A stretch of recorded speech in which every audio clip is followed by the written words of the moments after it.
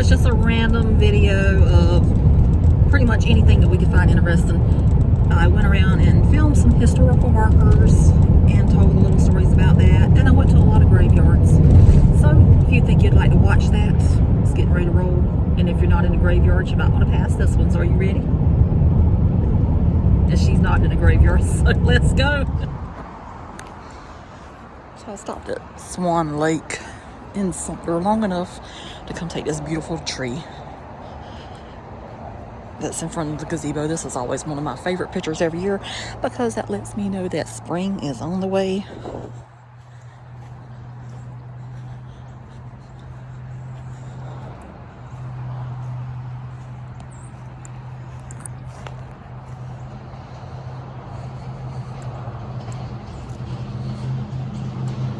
Look how beautiful that is.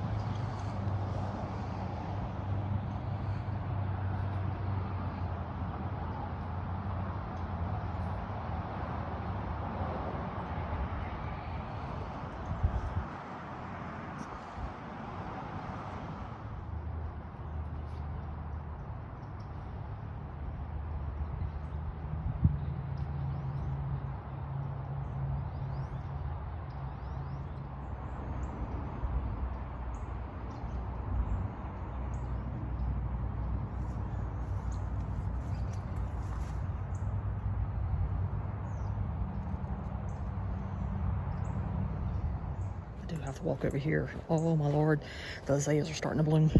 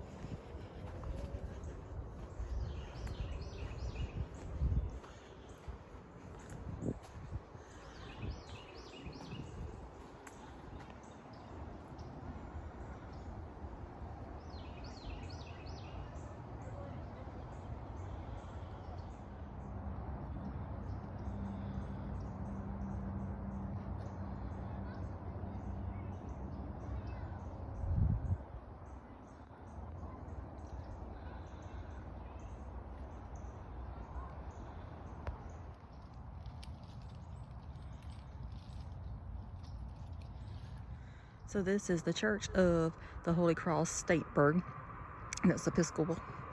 This church is the successor to the nearby Chapel of Ease of 1770.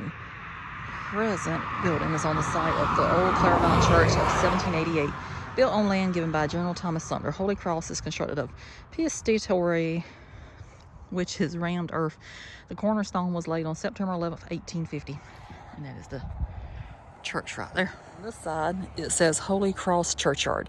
In the surrounding churchyard are the graves of many distinguished South Carolinians. Veterans of 3 wars rest here. The parish house was built in 1956, designed in general to conform to the architecture of the present church structure.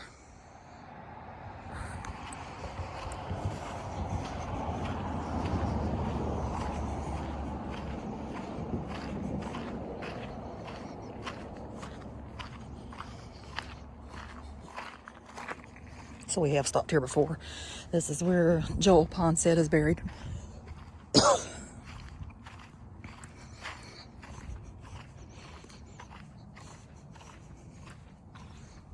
That's so pretty right there.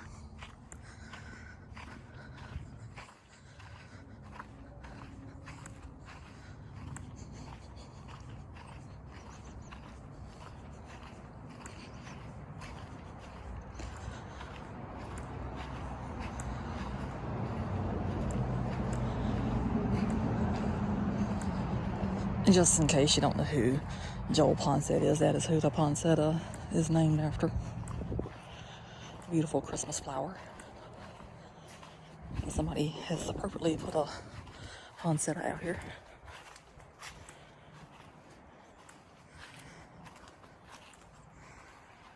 And it says Joel Robert Poinsett from 1779 to 1851, born in Charleston, South Carolina, statesman, diplomat, author, and naturalist, educated in medicine, military, science, and law, traveled extensively in Asia and Europe, U.S. Commissioner concerned with the independence of South American colonies, U.S. House of Representatives, first U.S. Minister to Mexico, and Secretary of War in Van Buren's cabinet from Mexico. He introduced to this country a species of the Furia plant, later named poinsettia in his honor.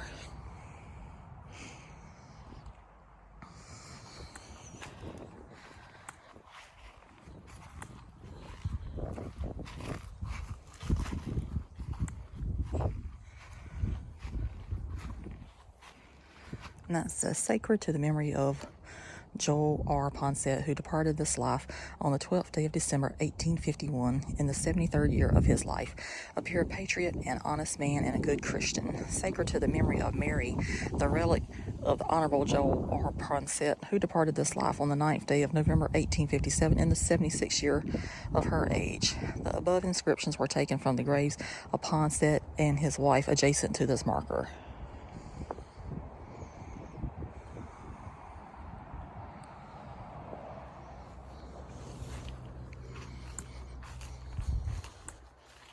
This is pretty right here.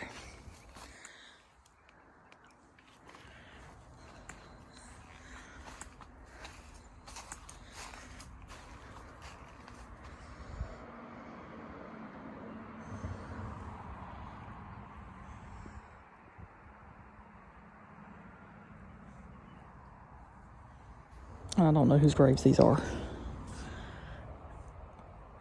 Looks like that one says Reverend Augustus, maybe?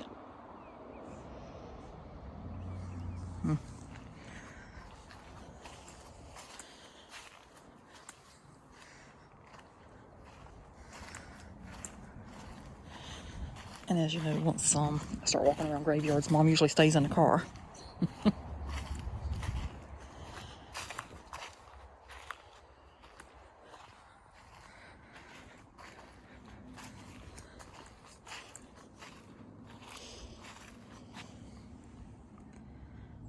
Beautiful church. It's really pretty at nighttime. Looks like it got lights on it.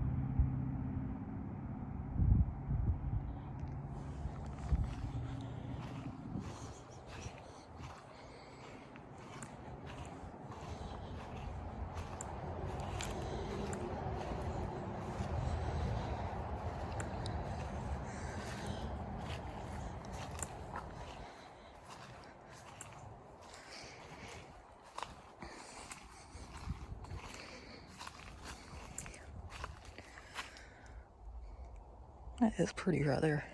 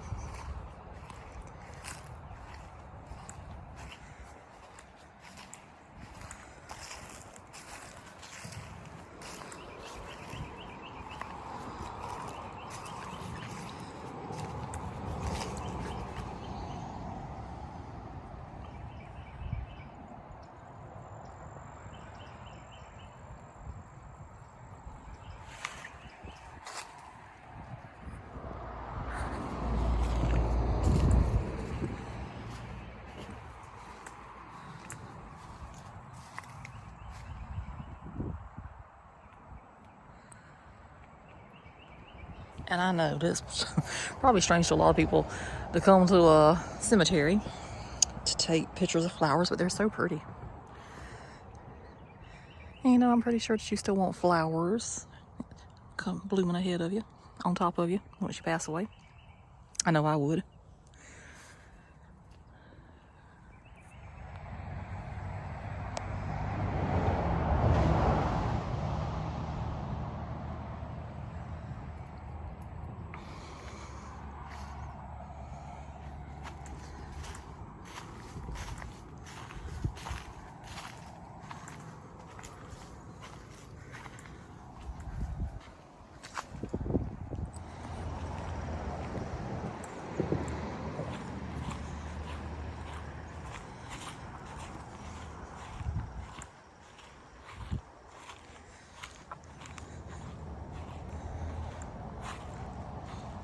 So this is the Church of the Holy Cross. Began as a chapel of ease to St. Mark's Episcopal Church, Clarendon County. In 1788, it was granted a chapter as the Episcopal Church of Claremont. On September 11, 1850, the cornerstone of the present church was laid on the site of the old church, and the name changed to the Church of the Holy Cross. The church is an unusually lovely mid-19th century structure of pièces de terre, and I may be pronouncing that wrong, rammed earth, built in a simple but highly refined Gothic revival style by the architect Edward C. Jones, Charleston, South Carolina.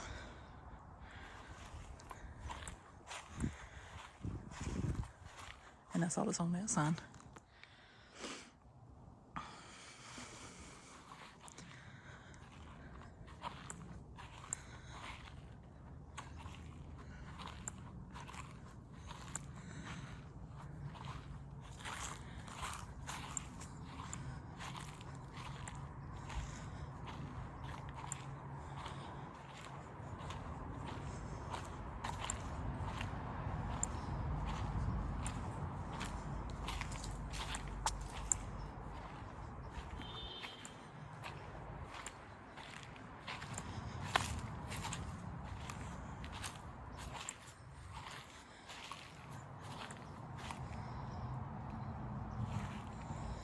I wonder if they had a gate here at one time, because that is a very, very old lock.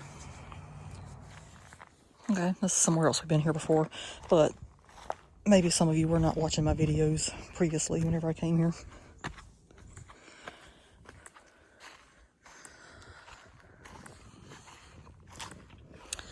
So this is the Thomas Sumter monument.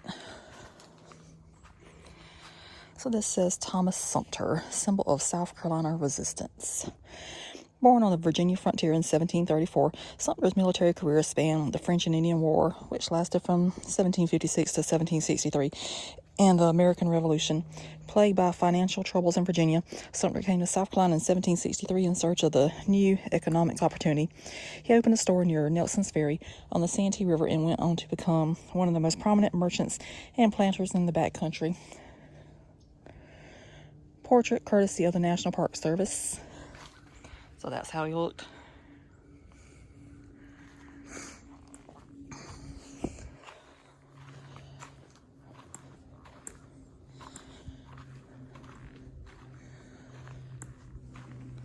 And since I last came, somebody has added that up there.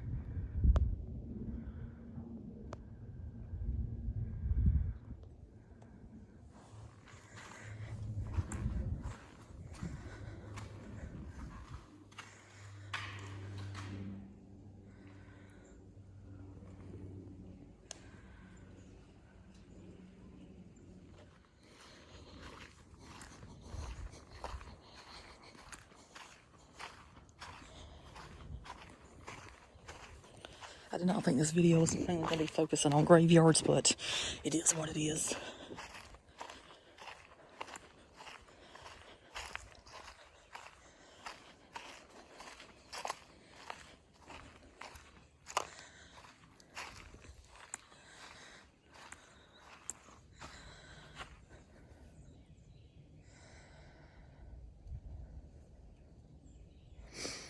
So it says he came to South Carolina about 1760 and was the Indian service, well, was in the Indian service on the frontier for several years before settling as a planter in this vicinity. Commandment 6, Rect, South Carolina line, Continental Establishment. It's hard to read. I had to put my shades on. But it says about all his accomplishments. Maybe you can see it. I think you can see it really good there. Or I can see it really good with my shades on. Yeah, I think it's filming very well.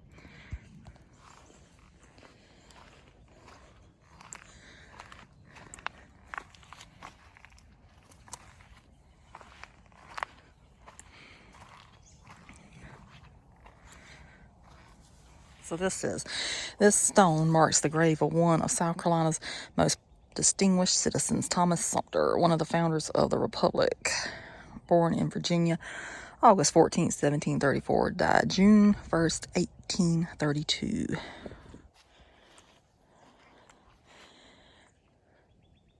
So he died on my birthday. It was just many years before I was ever thought of.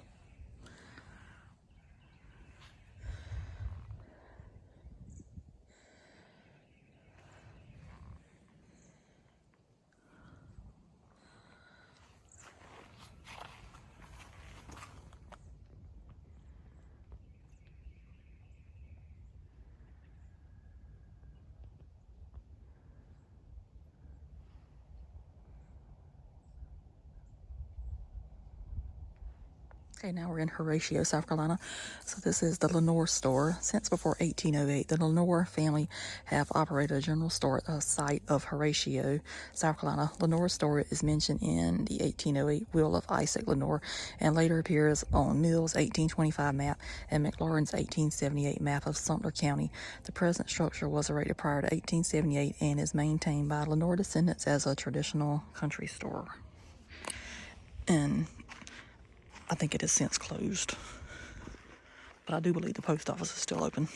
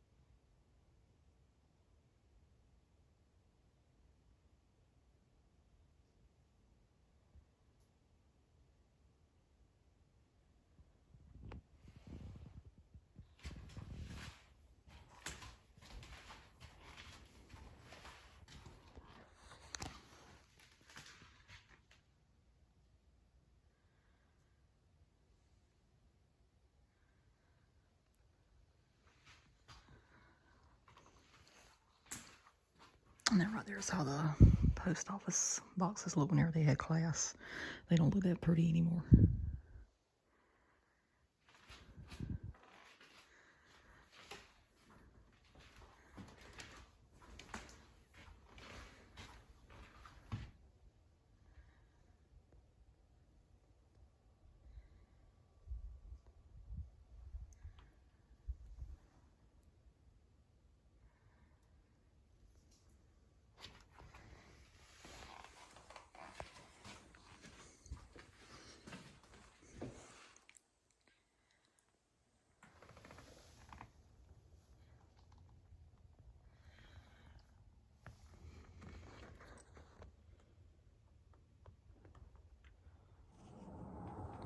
And that shows that it is an active post office still.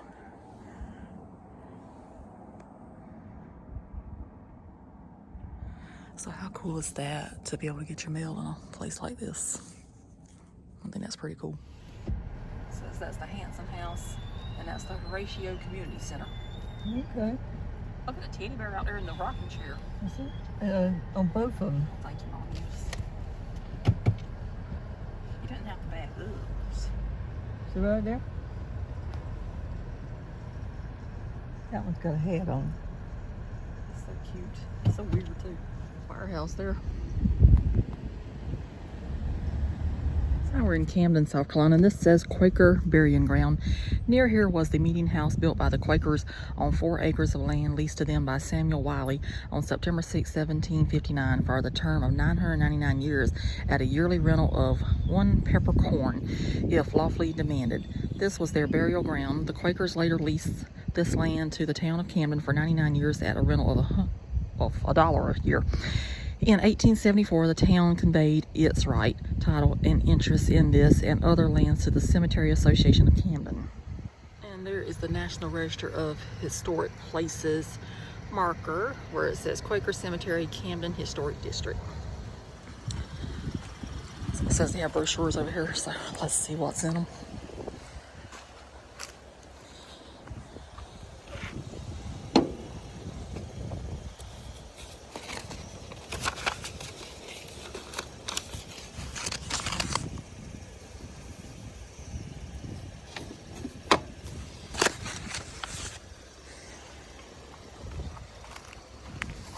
I have to say that the pansies here are beautiful.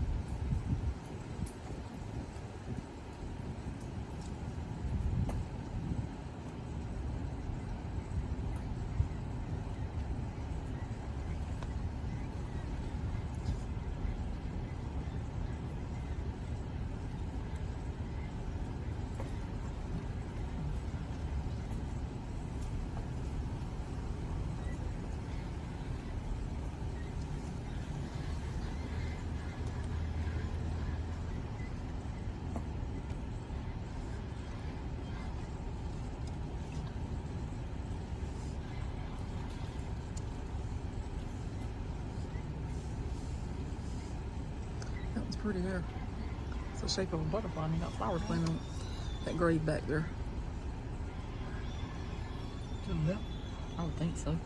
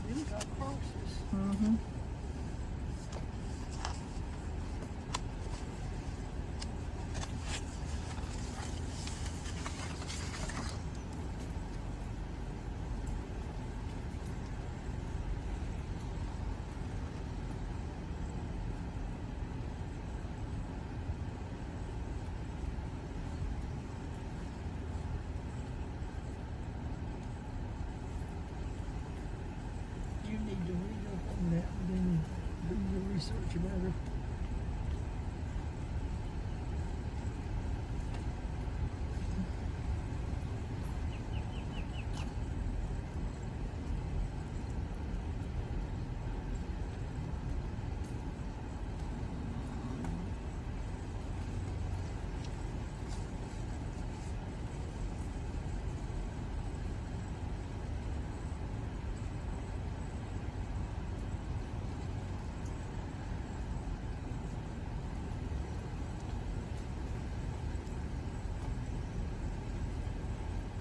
That's one more things to mention.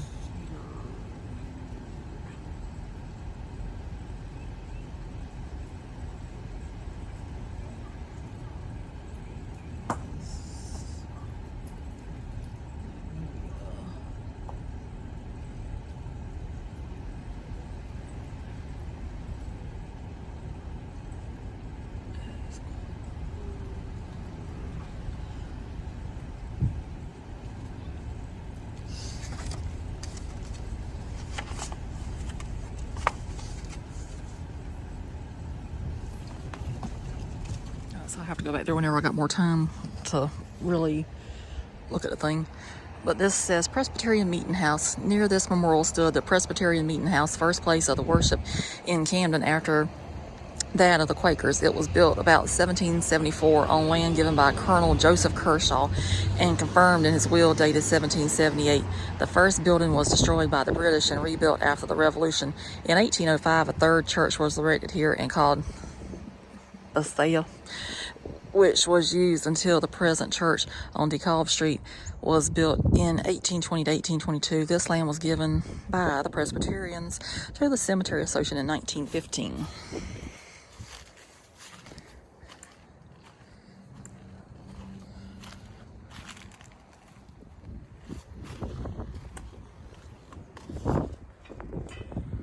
Let's see how do I get in here.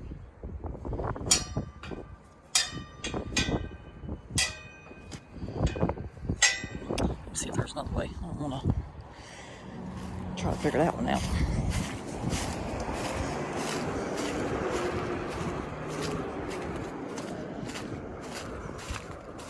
I'll go this way.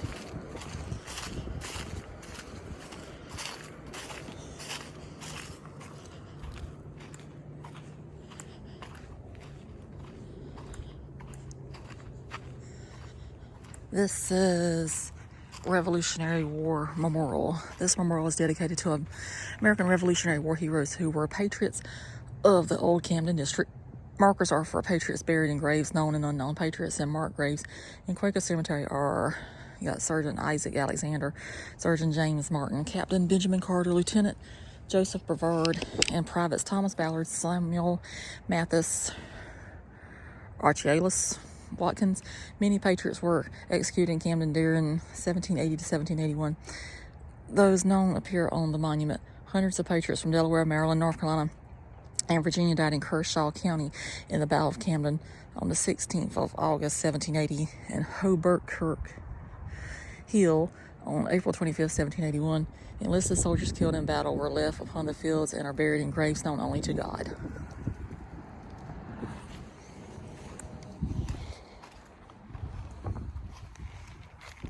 It says the American Revolutionary War.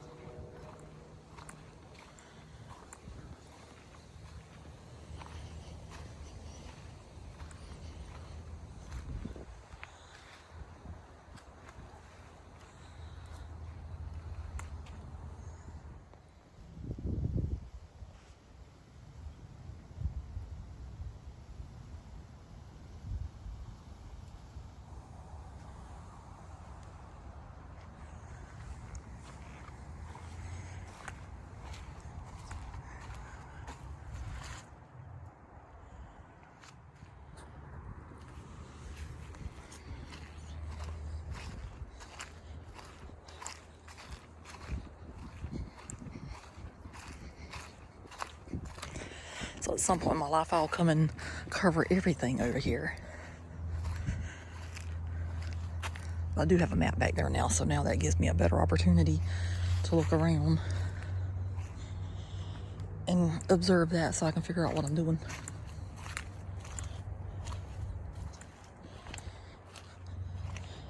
And then I'll know what I'm talking about.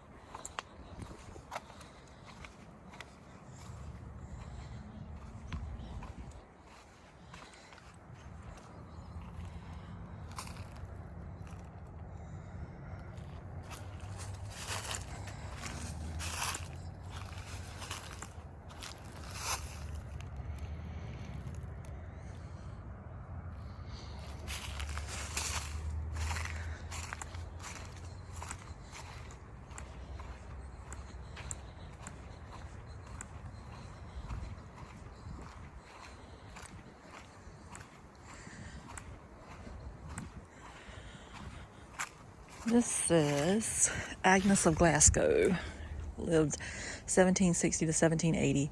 Here sleeps Agnes of Glasgow, who tradition says followed her lover of the British Army across the ocean and through the wilderness to Camden. She was taken by death before she found him and buried here at night by King Hagler and his men.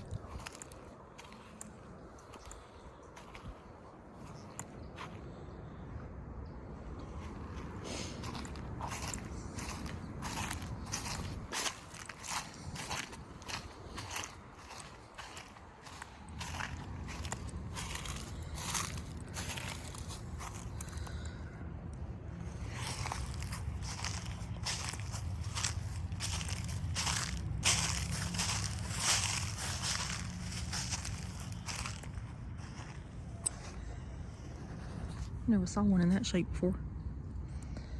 And these are the unknown graves of the Revolutionary War, Battle of Camden, August 16th, 1780.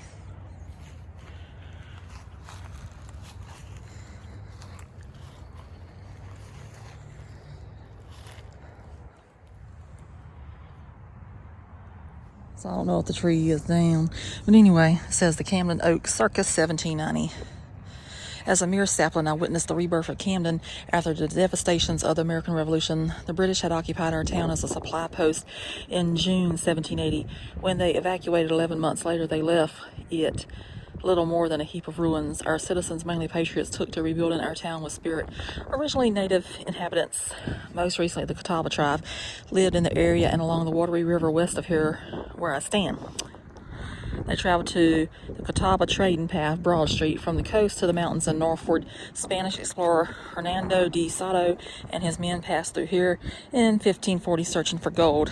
Camden began as a rural township, Fredericksburg, in 1733, with settlers scattered along the riverbanks. The seeds of expansion were planted when a colony of Quakers arrived in the 1750s, followed by Joseph Kershaw, who established a branch for a Charleston mercantile firm. He called the hamlet Pine Tree Hill. By the late 1760s, newly named Camden was the trade center of the Carolina backcountry. It was situated in the field in front of me and the field across the street.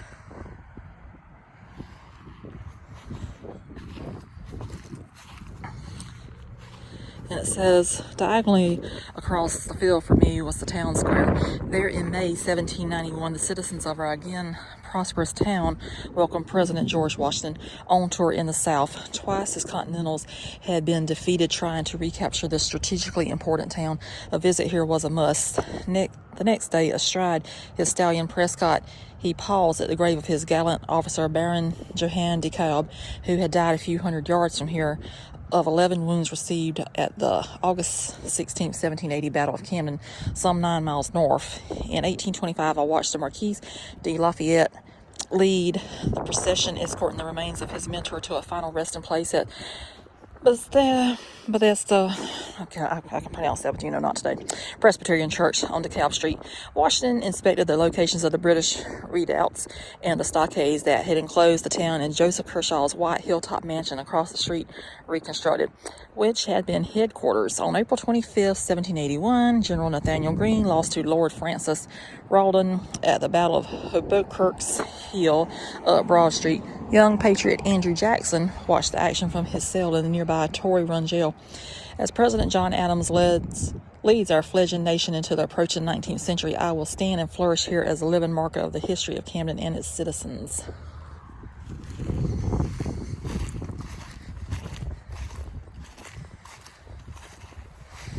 It says, Commemorandum of the Camden Oak and present and future members of the Camden Parks and Streets Commission, the Camden Tree Foundation, and the Kershaw County Clean Community Commission. And this is a willow oak tree donated by the Camden Tree Foundation.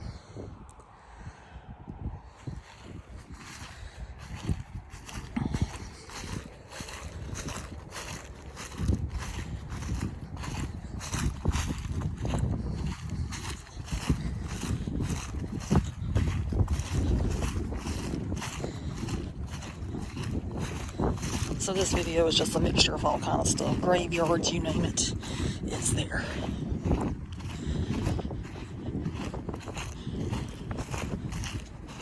Do need to come back and do this one in better detail though.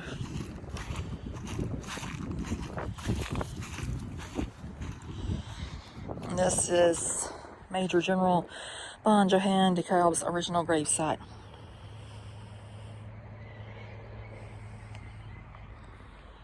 And that might have possibly been it right there, even though you can't really read the sign anymore. Okay, this says Pine Grove Plantation. This site was part of Pine Grove Plantation owned in the early 20th century by Emir Whit Boykin, who lived from 1861 to 1932. A planter and sportsman, Boykin and other members of the Boykin and Canty families began breeding dogs to accompany them on hunts along the nearby Watery River. By the 1920s, he had developed the breed eventually known as the Boykin Spaniel. Say hi to Mom. She's in the car. So this side says birthplace of the Boykin Spaniel. Well suited for hunting waterfowl, the Spaniels bred here were skilled retrievers and swimmers, small enough for boat travel and good-tempered. They are believed to have descended from a dog found in Spartanburg that was sent to Boykin for breeding. In 1985, the Boykin Spaniel was made the official state dog of South Carolina.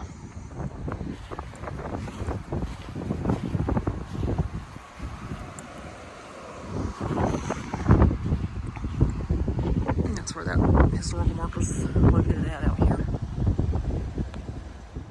Okay, so now we're in Boykin, South Carolina. And they got all these old buildings out here. I love an old building. So out here at the road is the sign about the Battle of Boykin Mill.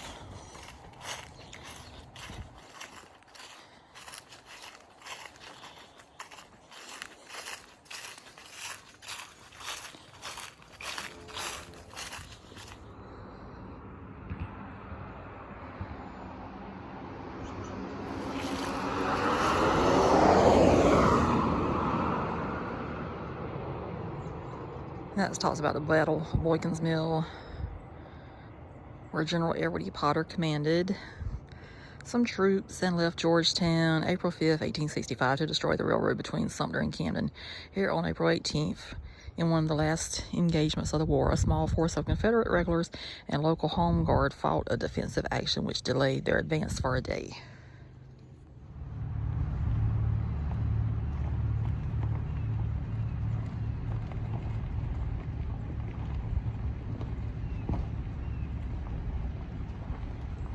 Those look a lot like the buildings that burned at Lone Star.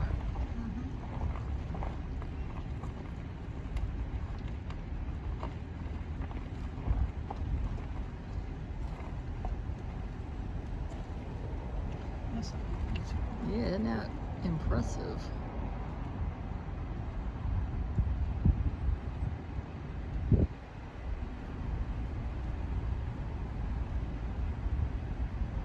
Okay, that right there is the Swift Creek Church, founded in 1782, located in Boykin.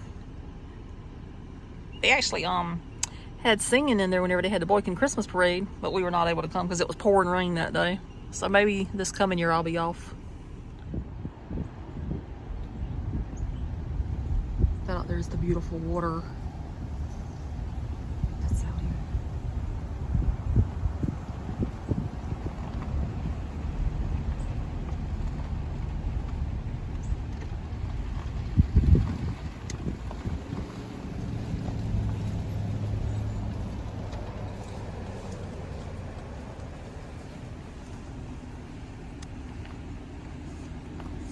We have a lot of restaurants here.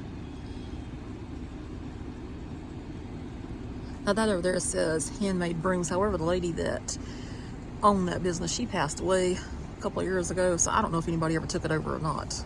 I'm gonna say probably not. Yeah, it does have a sorry we're closed over there. But that was pretty impressive. That was really cool to see her make those handmade brooms. We stopped in there, but of course that was before my YouTube was going.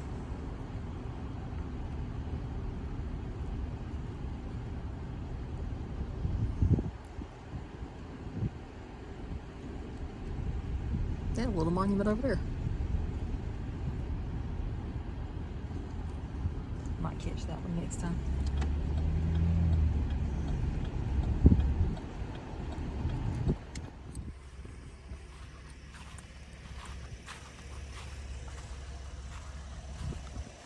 This one says, skirmish at Dinkin's Mill. Following the Battle of Boykin's Mill on April 18th, 1865, federal troops commanded by Brigadier General Edward E. Potter advanced south to Middleton's Depot on the Wilmington and Manchester Railroad below Stateburg. Here on April 19th, they attacked and attempted to flank a Confederate force commanded by Major General P.M.B. Young, which defended this crossing.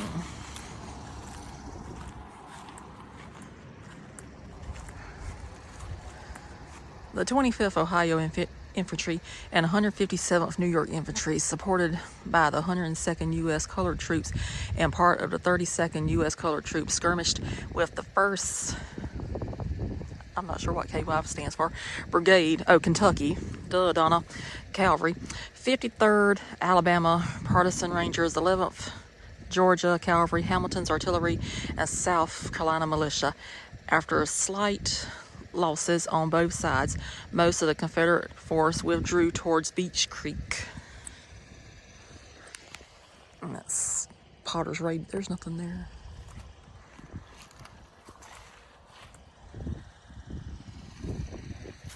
I don't know if that back there would be the old mill or not.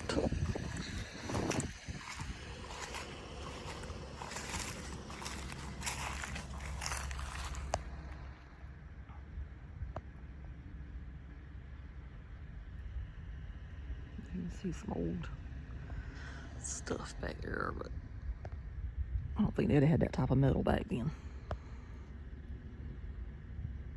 So it's probably something that was built here and fell down. So how'd you enjoy everything we did today, Mama? It was good. Yes, we had no official plan of what to do today. I was tired. I'm like, I don't even know where I want to go. But then while we were on the way to Sumter, I had this wonderful idea about historical markers. And we started out at Dingle's battlefield or something like that. So that's a standalone video because that one actually took a pretty little while to do that one. It was more than I thought. So then after that, we went to Swan Lake, and I did not read a historical marker at the beginning of this video for Swan Lake because I don't even know if they got one. But anyway, I wanted to show the pretty flowers. And then after that, we came over on what's that road number, Mom? 261. 261. That goes from Actually goes all the way from Camden to on the other side of. it'll take you out 995, I can tell you that. It will take you to King Street. 261. So anyway, that's the road that's on. So we found a lot of historical markers on that. And then we did go into Camden briefly and showed some of the Quaker cemetery. I need to go back over there and completely film that. But I do have the brochure now that tells about the different things, so I can, as my grandma would say, I can study that and figure out what I'm doing. But anyway, I thought it was a pretty interesting day. I didn't have any plans specifically on what to do, but I said, well, I need to get out and do something because I do not like staying at home on my days off. I like to go. So this was not too far away from us, but it was far enough away to say that we left the house. So anyway, that's going to do it for this one. Oh yes, and I also meant to say that I was happy to see that you could still walk into the old general store over there in Horatio. We went in there a few years ago. That was before I was doing YouTube, and they were still running the store at that time, and people were going in there buying chips and drinks and all kind of stuff. And I think they had sold it to somebody else, and then I don't know what happened with that whole situation. So they still run the post office, but I was delighted to see that some of the stuff was still up there on the walls and stuff, because I love old stuff. And it was just nice to see that. So anyway, that's going to do it for this one. Hope you enjoyed, if you're still watching, because like I say, it was a lot of graveyards in this one. Subscribe. Yeah. Yes, please subscribe. The numbers have just really went up good in the last 2.5 weeks. I'm impressed. So we're still trying to make it to 1,000, but we're closer than we've ever been. Yep. So anyway, we'll see you somewhere else. So toodaloo. Bye.